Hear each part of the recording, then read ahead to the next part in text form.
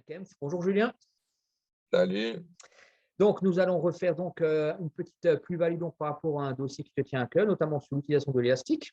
En tant que préparateur physique et ostéo, donc tu es amené souvent à traiter ce genre de matériel. Donc, on va commencer par une première question toute simple. Quand as-tu découvert l'élastique plus précisément et qu'est-ce qui t'a donné envie justement de travailler avec ce matériel? C'est surtout pour, on va dire, pour aiguiller un peu les personnes qui se posent des questions et les plus sceptiques effectivement sur l'utilité de l'élastique, que ce soit aussi bien pour les séances d'entraînement que pour la veille des matchs. Donc, peux-tu nous en dire un peu plus déjà?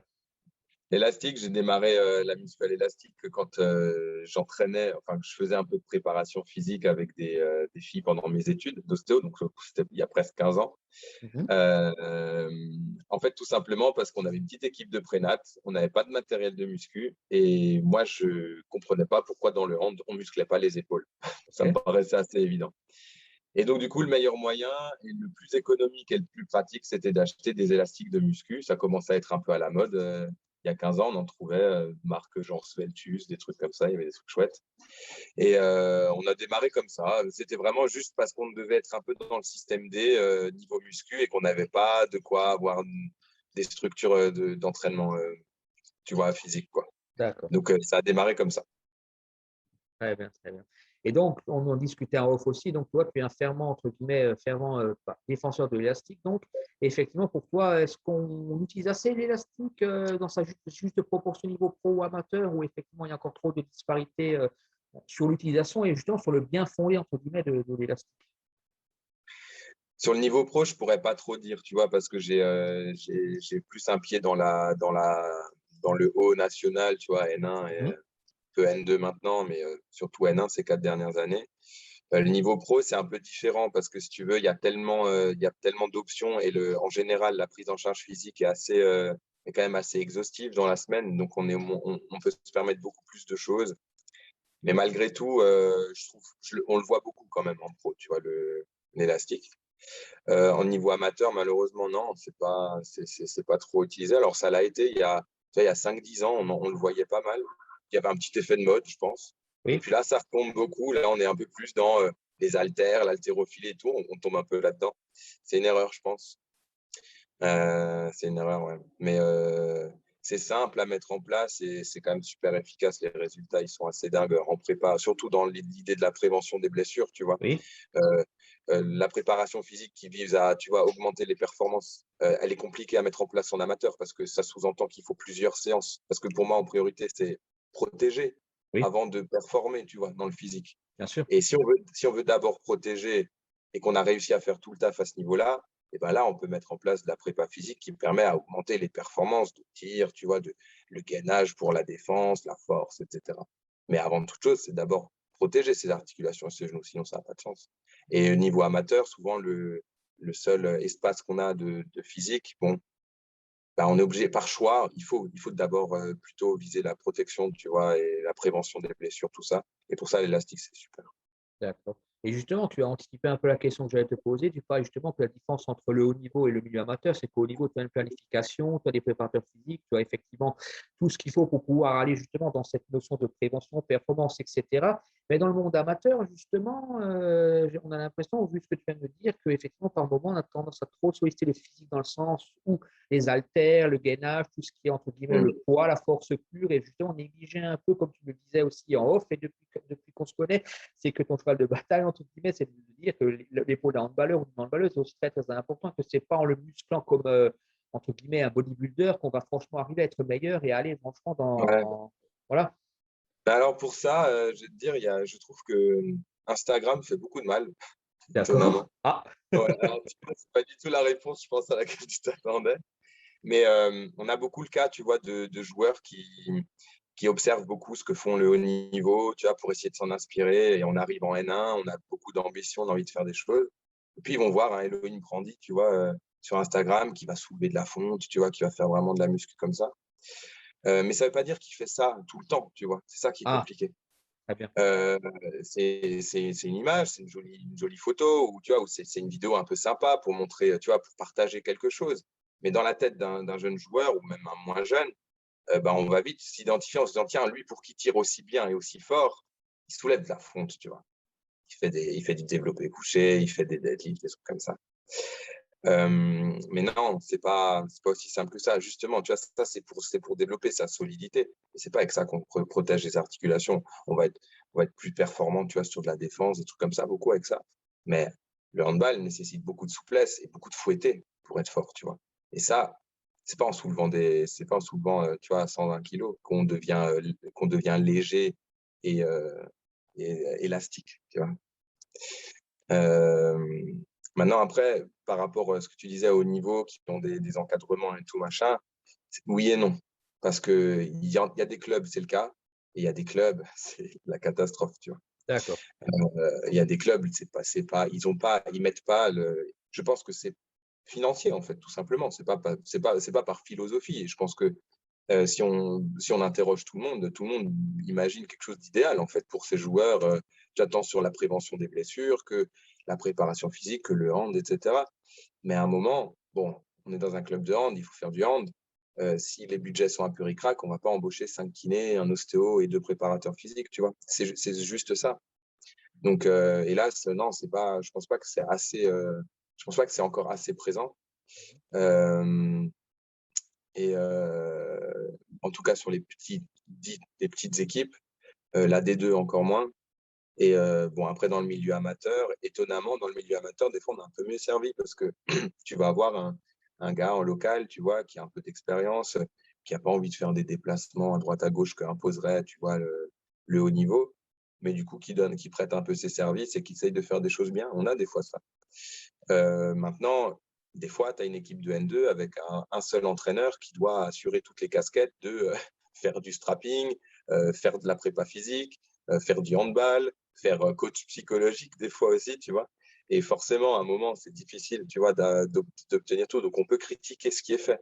Mais en même temps, bon, est-ce qu'on peut avoir 5 métiers, tu vois, et le maîtriser à fond quand on est entraîneur de N2 ou de N3 ou de prénat ou de départemental? Non, je pense pas, c'est sûr, tu vois. Donc, c'est bien après si on peut arriver à faire des choses, et on arrive à faire des choses parce que tu parles de l'élastique, c'est le thème. On peut faire des choses simples qui marchent d'enfer, quoi.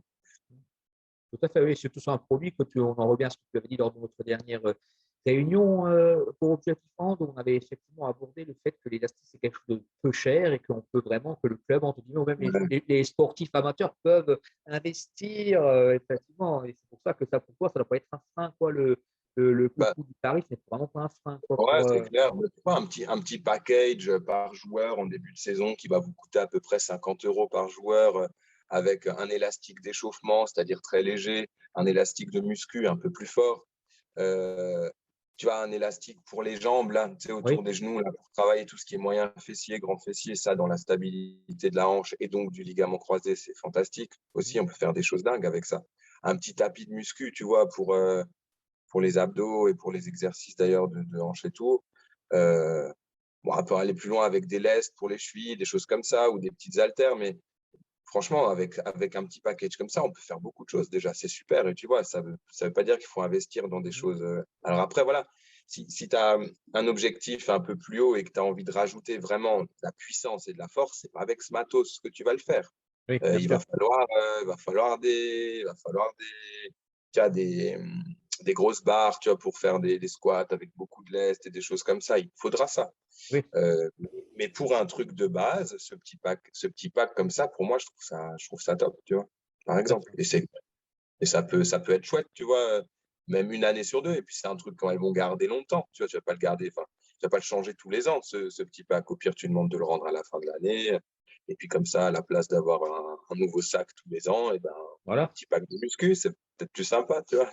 Et tu peux aussi, si je ne dis pas de bêtises, là, le redonner aussi aux équipes qui viennent, par exemple. Ça peut aussi être Ouais, prêté voilà. au sein du club, les élastiques, tout ça, c'est du matériel qui est à ma disposition, tu vois. Donc, je pense effectivement que ça Ouais, peut être, ça tient le coup, hein, voilà, ça à peut être fond, hein. intéressant, quoi. Après, c'est vrai que, comme tu l'as Ouais, dit, pour faire une petite parenthèse par rapport à ce que tu as dit, c'est vrai que suivant les performances que tu veux, on le voit avec des équipes comme Paris ou d'autres, c'est vrai qu'à un moment, il faut effectivement, comme tu dis, soulever entre guillemets de la fonte, faire des tractions, ah, là, etc. Ça, c'est, tu vois, nous sommes d'accord, ça, c'est vrai que. c'est vraiment l'idée tu vois, du couche par couche, c'est-à-dire qu'il y a une base qu'on peut obtenir très facilement. On parle d'élastique et tout avec des choses simples, mais il faut connaître, il faut s'en tenir à ça. Le problème, c'est que tu es obligé de le répéter, alors sous forme différente, mais tu vas devoir tourner autour de ces thèmes-là, tu vois. Tu as de la muscu d'épaule sur des grands mouvements avec l'élastique, du gainage, des quadriceps, des fessiers solides et du travail d'appui. Si tu as ça, pour moi, c'est la base, c'est déjà bien. D'accord. Après, voilà, on va pouvoir monter en gamme dans cette idée du coup de performance plutôt, en augmentant la puissance des jambes. On peut travailler un peu sur peut-être la fatigue musculaire que tu obtiens avec du lourd, et puis après, travailler en explosif pour vraiment stimuler dans la fatigue les muscles, la proprioception, l'explosivité. Tu peux vraiment aller là-dedans, c'est passionnant. Mais évidemment, tu ne proposes pas ça à une équipe de prénat qui va avoir 1 heure et quart de physique par semaine, tu vois. Bien C'est sûr. pas, ça n'a pas trop de sens puisque du coup, tu vas commencer par faire des choses qui sont en haut de la pyramide sans avoir ta base et du coup, ça ne peut pas fonctionner. Et au contraire, tu risques même plus d'augmenter les risques de blessures, tu vois, en faisant dans ce sens-là. Oui, parce Donc, que tu oui, brûles un voilà, peu les étapes, bien sûr. l'idée n'est pas vraiment la même, mais quand tu vois sur Instagram quelqu'un tu as un joueur de D1 ou d'équipe de France qui soulève de la fonte, machin, il faut bien se dire que lui, il a la base. Toute la base, elle est consolidée, elle est calée. En tout cas, j'espère. Et après, du coup, lui, tu vois, il va monter dans d'autres choses. C'est plus impressionnant de voir soulever des barres et tout, donc on va plutôt partager ça. Mais du coup, il ne faut pas trop se fier à ça. Et c'est marrant parce que j'ai été confronté à ça, moi, tu vois, en tant que D'accord. prépa.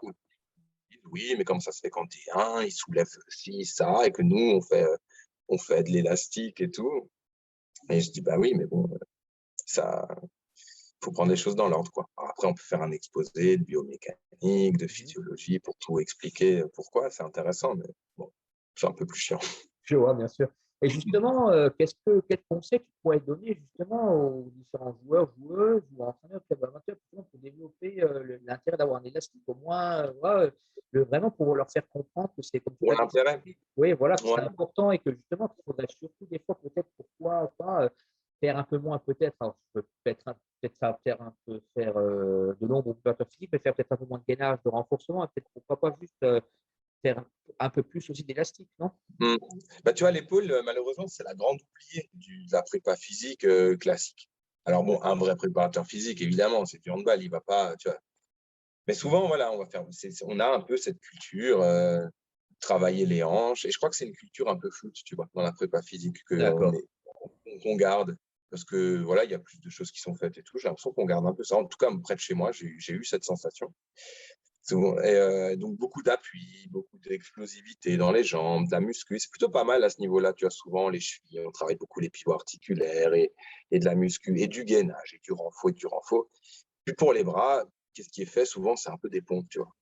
Ouais. Le problème des pompes et le problème du handball, c'est que le handball, c'est un exercice dans la force en poussée en défense et un exercice dans l'explosivité en poussée, donc pareil, en rotation interne et en antépulsion de l'épaule dans le tir. Donc, c'est que devant que ça travaille tout le temps. Et puis, l'épaule, c'est l'articulation qui est seulement attachée par la clavicule ici. Tout le reste est simplement posé sur le grille thoracique, ce qui fait qu'on est capable de la faire glisser en avant, en arrière, d'une grande amplitude, tu vois, en haut, en bas. Et si tu travailles un muscle, c'est comme plus un muscle est travaillé, c'est comme un élastique qui se tend, qui devient plus court. Oui, Donc tu as travaillé tes pectoraux, puis on en a tous déjà croisé dans la rue des comme ça. oui. Travaille tes pectoraux, tes épaules, pouf, elles vont s'enrouler. Elles vont s'enrouler et ça modifie l'axe de fonctionnement du long biceps dans sa gouttière ici. Et le problème, c'est qu'en modifiant le fonctionnement de ce long biceps, il va se mettre à frotter contre les os. Ok. Donc, ça crée de la tendinite. Tiens. Ça crée D'accord. de la tendinite. Ça, souvent, c'est vraiment cette tendinite-là du joueur qui n'arrive pas à ouvrir son bras loin derrière parce que ça lui tire ici et qui va commencer à avoir un tir à la hanche, là, comme ça, tout doucement, parce qu'il n'ose pas jouer. La seule muscu qu'on fait, c'est les pompes. Les pompes, ça développe les pectoraux, les triceps, entre autres. Et donc, du coup, les pectoraux renforcent encore ce système d'enrouler l'épaule en avant, tout ça. Et puis, D'accord, je vois. l'épaule commence à finir dans ce sens-là. On ne va pas avoir tellement le cas avec les autres articulations. Avec l'épaule, c'est hyper exagéré, ça. Et du coup, chez le handballeur, s'il y a un groupe musculaire à travailler, c'est les fixateurs d'épaule, donc ceux qui sont derrière, tu vois. Okay. Tous les dorsaux pour venir rééquilibrer ce système-là et ramener l'épaule, la réouvrir et la fixer en arrière. Et là, Par du contre, coup, Julien, excuse-moi, je t'entends un peu de loin là. C'est un petit écho là. pardon, parce que je me recule. Ça Ah, va comme ça? d'accord. Il y a encore un peu, mais sinon on continue, c'est pas grave. Ah, Voilà, là c'est mieux, voilà. ok. Et donc, du coup, il faut travailler ses fixateurs d'épaule derrière. Et le problème, c'est que sans matériel, on ne peut pas le faire. On ne peut pas faire des pompes en arrière pour travailler derrière. Donc, l'élastique va avoir cet intérêt-là.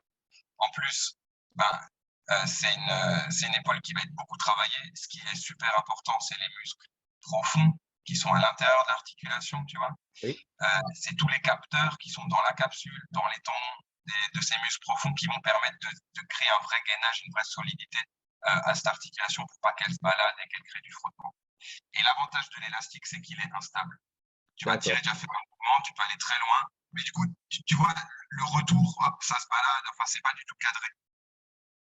Et tu es obligé de gainer, de durcir ces muscles qui sont à l'intérieur, et c'est ça, tu vois, que l'élastique va apporter, parce que tu peux vraiment stimuler les muscles profonds, la capsule, pour vraiment créer un geste propre, tu vois, dans le mouvement. Si tu travailles avec des appareils de muscu, tu vas travailler les muscles superficiels qui vont devenir volumineux, gros, ok, c'est bien si on le recherche, oui. Mais dans l'idée de la stabilité articulaire et de gainer cette articulation, de la rendre solide et stable, ça va moins marcher, beaucoup moins qu'avec l'élastique. Et en plus, on peut travailler à fond les dorsaux. D'accord, je vois. Oui, c'est bien parce que tu mets en parallèle un peu, entre guillemets, des fois un peu c'est pas une erreur, mais le fait qu'on manque de connaissances justement sur comme tu dis, sur les muscles, sur l'élastique et tout ça, c'est vrai qu'effectivement, ça peut éventuellement, on peut se tromper un peu dans le travail qu'on recherche par rapport à nos objectifs, quoi. C'est ça ce que tu nous disais aussi, ouais. quoi. Par rapport à l'importance de l'élastique. Je me disais aussi des fois, si je peux me permettre, que certaines joueuses arrivaient en préparation parfaitement gainées, musclées, tout ça, mais qu'effectivement après, malheureusement, tu leur disais que c'est très bien, mais que la fonction d'une handballeuse, c'est pas forcément d'avoir le corps, entre guillemets, d'un bodybuilder, quoi. Non, il faut le cibler, hein. Ça, il faut le cibler, tu vois. Et on a eu une fois une recrue internationale qui est venue, qui a fait 2 mois de CrossFit à fond. Elle me dit, je suis affûté au taquet, elle arrive. On a fait juste un petit test de VMA au début, l'été dernier, tu vois. D'accord. Parce que ça ne fait que du lourd, soulever des poids, des machins. Donc, elle se déplaçait hyper lourdement sur le terrain. La première fois qu'on prend l'élastique, son épaule, elle tremblait dans tous les sens. Ça n'a pas loupé. On a repris le hand. Elle a commencé à partir en tendinite, tu vois. D'accord. Alors qu'elle a fait du crossfit à fond, elle était gaulée, tu vois, en top shape, mais c'était pas ce qu'il lui fallait, tu vois. D'accord. Et justement, quels sont les moyens, à ton sens, qu'on pourrait mettre en place pour avoir donné plus envie justement aux jeunes, aux entraîneurs, etc., au monde amateur, vraiment justement d'investir dans l'élastique, quoi. Là, tu nous as bien fait comprendre l'importance, mais à ton niveau, quel serait le message que tu aimerais faire passer, quoi, si maintenant tu aurais, on va dire, devant toi un auditorium d'entraîneurs, de joueurs, joueuses de tout âge, quoi, et tu essaierais, entre guillemets, pas de leur vendre le produit, mais de leur faire comprendre, tu aurais ouais. C'est difficile parce que l'élastique, pour moi, devrait devenir un fondamental, tu vois, dans le handball. Un outil indispensable, tu penses? On se focalise sur les chevilles et les genoux, mais l'élastique, ça devrait devenir quelque chose de routinier, tu vois. Chaque entraînement, hop, pendant qu'on papote au bord du terrain, on s'échauffe avec un élastique d'échauffement, tu vois, pour explorer. Parce que tu vas faire ça, là, ok, je veux bien, mais ton épaule, elle ne va pas faire ça. Quand tu vas faire un tir, elle va aller là derrière, elle va aller très loin là-bas devant. Donc, il faut aller explorer tout ça, tu vois, si tu veux le faire. Et avec un peu de résistance légère, tu peux vraiment travailler ces muscles, échauffer bien. Après, une petite routine de muscu, c'est super important parce que, comme dit, surtout pour travailler l'arrière de l'épaule, toute la coque des rotateurs là, qui nous maintiennent cette épaule en arrière, c'est super important. Qui nous la stabilise, tu vois. Et malheureusement, c'est pas assez fait, tu vois. Donc, et bannir aussi les pompes. Ça, il faudrait. Je sais qu'il y en a certains ou certaines qui seraient heureuses d'entendre ça, quoi. Oui, on peut faire des pompes, c'est bien, mais à condition d'avoir alors des muscles dorsaux derrière qui sont top du top, quoi. Très développé, c'est ce qu'on m'avait dit à l'époque. Il faut avoir pour faire des pompes à outrance. Tu vas me dire un faux ou un tox, mais qu'il faut vraiment avoir les muscles derrière, tout ça, les dorsaux vraiment très développés. Sinon, c'est plus de mal qu'autre chose. Tu partages cet avis? Bien sûr, sinon, tu vois, comme je te dis, tu vas déstabiliser.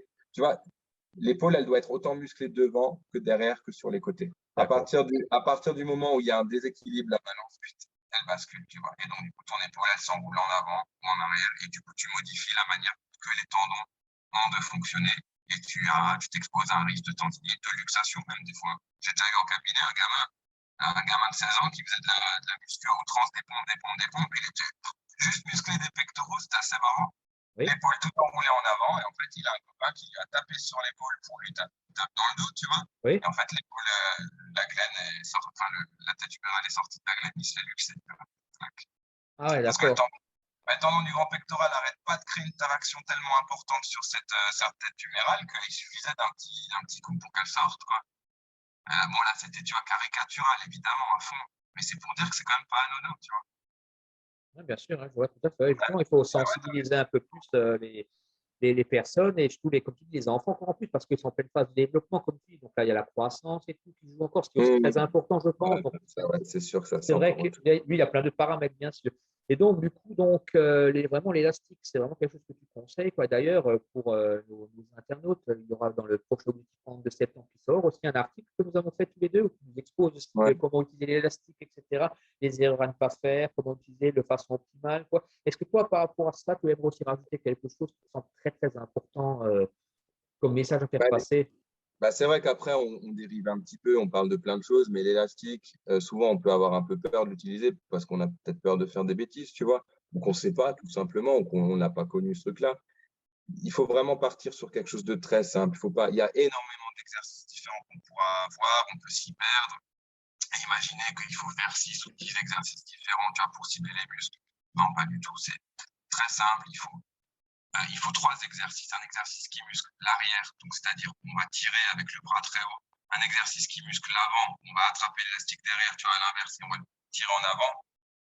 Mais tu vois, c'est pas des petits mouvements. Le but, c'est vraiment de chercher très très loin, tu vois, vraiment d'avoir une grande D'accord. amplitude. Et un troisième exercice, on va travailler la partie, tu vois, vraiment en milieu, où là, vraiment, on peut le faire, tu vois, juste en montant ou sur le côté avec les bras tendus. C'est juste tout simple, ça suffit, ça. Par contre, ce qui est super important, c'est d'avoir un geste propre. Il ne faut pas lutter, lâcher, tu vois, ça doit être toujours très gracieux. En fait. D'accord. Vraiment propre, comme tu dis, quoi. Une gestuelle Ouais, vraiment. D'accord. ça doit être vraiment propre. Et si on galère vraiment, on peut forcer un peu, mais si c'est pour commencer à avoir le coude qui se tourne et puis on commence à tirer comme ça, on arrête et on recommence après, c'est pas grave. Mais c'est la propreté du geste qui fait l'efficacité de l'élastique, c'est la retenue, le fait de contrôler son mouvement, tu vois, dans des grandes amplitudes. Et l'avantage que ça va avoir, c'est que chez un handballeur, ça va augmenter la force, ça va augmenter la stabilité de l'épaule, donc la protection, risque tendinite, etc. Surtout en conservant l'amplitude. Tu continues à pouvoir aller chercher très loin derrière, tu vois, parce que tu as Je vois. exploité ces trucs-là. Tu continues à pouvoir développer ton épaule très fort en avant, avec la rotation externe sur le tir. Après, parce que tu l'as exploité dans ce sens-là, tu n'arrives pas sur le terrain tout carré comme ça et coincé. Dès que tu lèves ton bras, ton pectoral, il est tellement congestionné que Oui. tu vois, même pas 90 degrés, tu es déjà bloqué. Tu vois, c'est vraiment l'intérêt de l'élastique, c'est ça. C'est de conserver la souplesse et d'augmenter la force et la stabilité. Et c'est très simple à faire. Il ne faut pas en peur de faire de bêtises, on s'en fiche. On ne peut pas faire de bêtises, c'est pas grave. Si on a cette idée de tirer, pousser, on est sur le côté pour les 3 exercices principaux. Après, on peut peaufiner un petit peu. Évidemment, sur la rééduque, c'est un peu plus spécifique parce qu'on va essayer de cibler vraiment le muscle qu'on cherche. Donc là, on va modifier les axes et tout en fonction de l'axe du muscle. Il faut le connaître, c'est tout. Mais pour de la prépa physique, on globalise, c'est pas grave, tu vois. On prend tous les groupes des dorsaux, tous les groupes, tu vois, du deltoïde abducteur et les groupes des antépulseurs, tu vois, et des rotateurs internes et tout. Puis voilà, on est bien avec ça. D'accord, je vois. Parfait. Un discours, en tout cas, un discours qui se veut rassurant, c'est bien, quoi. Surtout qu'effectivement, comme on le disait, effectivement, c'est vrai que l'élastique a un double intérêt, intérêt de prévention de blessure, mais Ouais, aussi performance aussi. ouais, Si on- je comprends pas trop parce que c'est facile, D'accord. c'est accessible, c'est pas cher. Il faut Mhm. juste que ça, c'est un peu moins à la mode, je le regrette, que par rapport à il y a quelques années, tu vois. Ça avait connu un petit boom et puis là, ça redescend. Mais on sait que dans la prépa physique et dans tout le sport, il y a toujours des effets un peu comme ça. Mais ça devrait devenir un essentiel parce que c'est simple, tu vois. Et il y a des clubs et des entraîneurs pour qui ça l'est. Et Tout c'est à fait, super. oui. Tout à fait. Que les clubs Mais, pas forcément pro, mais des milieux, comme tu dis, amateurs, etc., mais mais qui c'est pas. justement, qui ont ancré ça dans leur façon de travailler, quoi. Ouais, c'est vraiment simple. Alors après, là, juste une petite parenthèse, on a parlé de l'élastique pour l'épaule, tu vois, Oui. pendant une demi-heure là. Évidemment, l'élastique pour les hanches, c'est super important aussi, mais bon, là, on pourra en parler une autre Et fois. ça, je te rassure, Julien, c'est ce qu'on avait prévu de faire tous les deux, un sujet qu'on a développé l'élastique pour les hanches, aussi pour les jambes aussi, puisque tu disais il y a quelques Oui, minutes voilà, ouais. Il y avait ça aussi, c'est vrai qu'en équipe de France, quand j'ai assisté aux séances d'entraînement dans d'autres clubs, effectivement, bien structurés ou des clubs pro, c'est vrai qu'en général, tu as le tapis de tu as le tapis muscu, tu vois, les skis avec les élastiques autour des hanches, autour des genoux. C'est vrai qu'on travaille beaucoup ça. Donc, comme tu dis ça va être un autre débat qu'on aura tous les deux, j'espère. Et puis, effectivement, on va parler effectivement de l'élastique. Mais comme tu dis, l'élastique, moi, je trouve ça, à titre personnel, j'ai donné mon avis, important parce que c'est bon pour toutes les articulations du corps. C'est ce que j'ai déjà vu, que ce soit en tant qu'entraîneur ou en tant Oui, que préparateur physique, à mon niveau que j'étais, c'est vrai que je trouvais ça vachement intéressant parce que ça sollicite. C'est pas violent, tu vois, pour parce l'organisme. qu'en Parce que fait, tu le vois, gainage ou d'autres, c'est pas mal, enfin à mon niveau, mais je trouve ça assez violent, tu vois, pour le corps, au niveau de la oui, récup. en fait, moi, le gainage, peut faire une petite parenthèse. Le problème du gainage, c'est qu'il suffit qu'il y ait une petite tassement discale, tu vois, ou un petit problème sur les derniers disques lombaires. Ça fait mal, hein, et ça peut aggraver des soucis. D'accord? Il faut choisir un petit peu, tu vois, sa façon de gainer et de faire des abdos. Mais bon, c'est plutôt rare, hein, chez les sportifs, ce genre de choses, mais ça peut arriver quand même. Par contre, l'élastique, tu vois, on l'a un peu caricaturé dans la description avant, en se focalisant sur le complexe des 5 articulations de l'épaule. Mais en vérité, quand tu vas prendre ton élastique et que tu tires et que tu viens de créer vraiment ta rotation du buste pour aller bien loin, tu contrôles le mouvement. Et comme avec un armé round, tu vois, c'est un mouvement d'épaule. C'est pas qu'un mouvement d'épaule, c'est tout ton buste, tous tes abdos, tu vois, c'est tes obliques qui travaillent pour te mettre comme ça et qui vient contrôler après le retour de ce geste-là. Donc en fait, c'est tout ça ensemble qui fait que l'élastique permet de faire, tu vois. Donc, comme tu dis, ça te fait travailler déjà tout dans un mouvement très simple, enfin tout le haut déjà. Et après, voilà, on peut aussi le décliner sous différentes formes, comme on a pu l'évoquer, pour les genoux et les hanches, surtout qui sont super importants. Voilà. C'est tout à fait. Moi, dernière chose que j'aimerais aussi te parler avant de conclure cette belle interview, c'est de savoir aussi, est-ce que l'élastique aussi, est-ce qu'on peut aussi le mettre en place lors de l'échauffement d'un match? Quoi, je dis, parce qu'on parlait beaucoup de l'entraînement, de la préparation physique, mais je veux dire, avant, on voit certains joueurs, bon, pas forcément, je parle du niveau amateur, sur ce que j'ai vu, mais pas forcément toute l'équipe. Et c'est vrai que certains joueurs ont leur élastique et font ça avant l'échauffement. Est-ce que toi, en tant que préparateur physique, tu conseillerais aussi de se faire, on va dire, je dis n'importe quoi, 4-5 minutes d'élastique, chaque joueur, son élastique et passe ça 4-5 minutes? C'est trop important, c'est trop important. Il faudrait pour chacun un élastique d'échauffement et un élastique de musculation. Un D'accord. élastique d'échauffement, typiquement, tu sais, ces grandes bandes comme ça, d'élastique un peu mou là, comme ça, tu vois, on dirait presque des draps déchirés, tu Ouais. sais, comme ça, là, tu vois, Ah oui, puis je c'est vois, tout ouais. souple, et tu dis, ah, mais il est nul, celui-là, il résiste à rien de ça, c'est des super élastiques d'échauffement, parce que tu peux aller très loin derrière, très loin devant, et là, tu vas juste t'échauffer à l'armée de ton bras et au tir, tu vois, s'il n'y a pas de souci à ton épaule.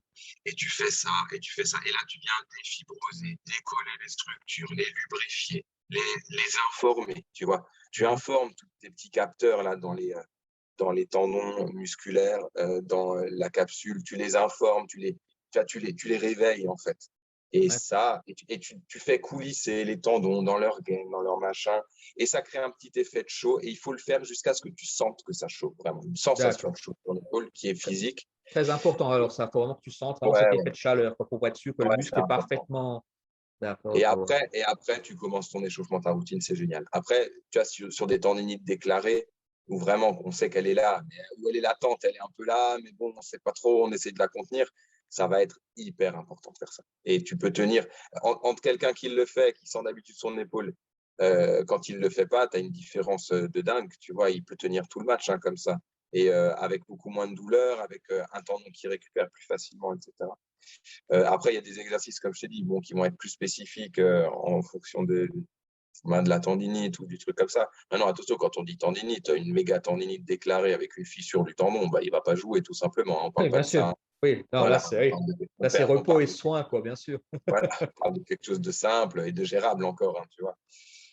Mais oui, pour tout le monde, il faut un élastique d'échauffement et un élastique de muscle.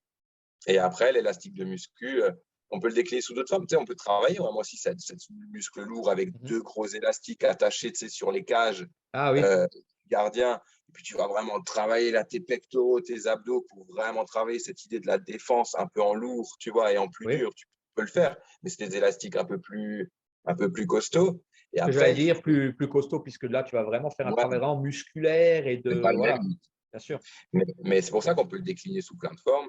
Et après, bon, ouais, l'élastique. Trop bien. Après, pour les déplacements, tu sais, c'est baudrier avec l'élastique derrière, faire tes Oui. déplacements en explosif et tout, c'est génial. Et c'est pareil, ça coûte pas grand-chose. Je crois que pour un club, le baudrier plus l'élastique, tu trouves ça à 50, 60 euros sur Internet. D'accord.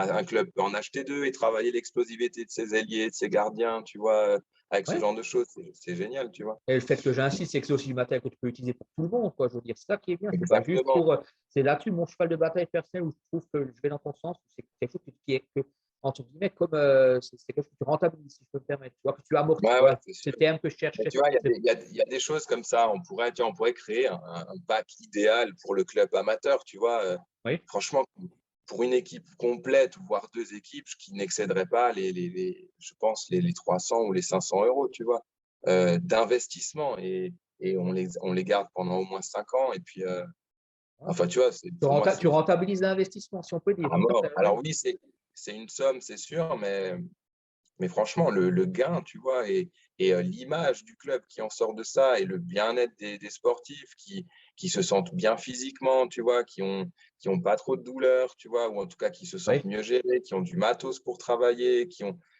franchement, c'est aussi une très très belle plus-value pour un club, tu vois, un truc comme ça, hein. Ouais, il faut avoir aussi une plus-value, comme tu dis, à long terme et sur une saison. Nous sommes tout à fait d'accord. Voilà. Et on dérive comme d'habitude, je suis désolé. Non, non, c'est pas grave, mais c'est des choses qui sont Et voilà. importantes. Et puis, comme on sait, on va encore en reparler, puisque tu es maintenant devenu notre intervenant, notre référent préféré pour tout ce qui est prévention, etc., préparation physique. Donc, ce sera des sujets qu'on abordera dans les prochaines semaines, ces thématiques-là sur l'utilisation de l'élastique pour les autres parties du corps. Effectivement, qu'on peut, c'est multifonctionnel, qu'on peut passer par aussi la partie économique, hein, l'investissement, ça peut être intéressant. Peut-être que le message peut-être qu'on fera passer au club, de dire que n'ayez pas peur d'investir là-dedans, que c'est quelque chose d'important et que voilà. Au lieu d'avoir une caisse noire, on va dire, pour certaines choses, ben voilà, pourquoi pas. Ouais, mais tu vois, on a eu une année, nous, d'acheter des élastiques à toutes les filles, de leur donner machin. Franchement, l'accueil qu'on a eu de ça, moi, c'était plus que quand elles reçoivent leur survêt et je sais pas quoi, tu vois. Parce que vraiment, c'était pour elles, vraiment, on les considère aussi à ce moment-là, tu vois. On leur Ah, dit, juste voilà, une forme de reconnaissance par rapport à leur joueur, le fait qu'elles soient joueuses et leur ouais, intégrité physique, quoi, que ce soit juste pas, excuse-moi du terme, un bout de ouais, viande, quoi. c'est ça, de dire, voilà, on veut que vous puissiez travailler dans de bonnes conditions et on vous donne la possibilité de le faire. Alors là, voilà, le petit package dont on avait parlé aussi, on avait prévu de le mettre en place cette année aussi, bon, quand on leur en a parlé, parce qu'on on leur a demandé aussi voilà, si elles pensaient que ça pouvait être cool pour elles, elles étaient dingues quand on leur a dit ça, tu vois. Et je te dis, c'est pas des investissements énormes, enfin, on en a parlé tout à l'heure, mais Ouais. pour chaque fille. Mais vraiment, je pense que on peut aussi s'intéresser avec les partenaires et tout qu'on peut avoir à ce qu'on peut leur donner aux joueurs, tu vois, peut-être des fois un peu plus pertinent qu'une doudoune Oui, bien sûr, ou un nouveau survêt ou un tout nouveau sac, tu vois. tout à fait. Ouais, ouais, c'est vrai, c'est ce que tu dis, Ouais, tu touches à un point qui est véridique. J'espère en tout cas qu'au sortir de cette petite vidéo que nous avons tous les deux, que ça sensibilisera un peu plus les entraîneurs et surtout les joueurs et les joueuses, que ce soit de tous les niveaux, justement à l'importance justement de l'élastique pour la prévention de la blessure, comme on le rappelle, pour la performance aussi, puisque vous aimez bien aussi parler de performance. Donc voilà. En tout cas, l'interview se termine. Merci beaucoup à toi, Julien, de nous avoir passé merci, ce temps de haut avec nous. Et puis, on se dit à très bientôt, hein, pour la suite du ça programme. Et marche. je pense qu'on va bientôt se revoir, puisqu'il est prévu qu'on se revoie dans quelques temps, je pense, pour une thématique aussi bien précise, si j'ai bonne mémoire. Ça. Parfait. Merci à toutes et à tous. Et puis, à bientôt. Merci, Julien. Bonne journée.